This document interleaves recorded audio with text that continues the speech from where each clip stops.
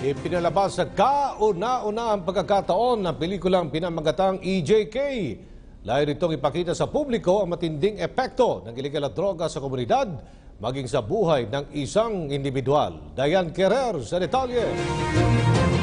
Nanawagan si Department of Interior and Local Government o DILG Undersecretary Jesus Hinlo sa mga drug pusher at user na itigil na ang kanilang pagtutulak at paggamit ng droga. Ito ay kanyang sinabi sa kanyang pagdalo sa Philippine premiere ng pelikulang pinamagatang EJK. Stop pushing drugs. Stop using drugs. Because if you continue to do so, our government forces will run after you because that is their duty and mandate.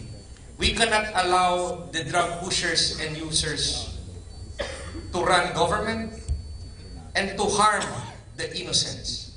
Ibinahagi rin ni Hinlo na hindi tinatanggap at pinapayagan ng gobyerno ang umano'y mga extrajudicial killing o EJK sa bansa.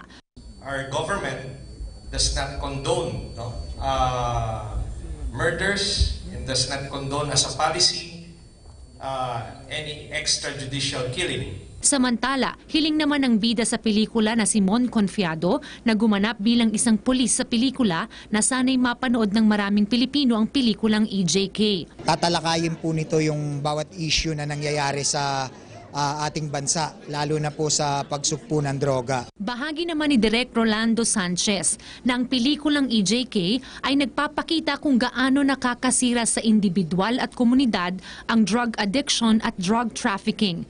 Bida ni Sanchez na nakatakda rin itong ipalabas sa ibang bansa sa susunod na taon. We prompted to have this premiere night for the production staff and for the friends kasi ito kasama kasi ito sa mga festivals abroad next year. Dinaluhan ng EJK Philippine premiere ng mga foreign dignitaries mula sa iba-ibang embahada sa Maynila at ng representatives mula sa akadem, kabataan at iba pang mga sektor.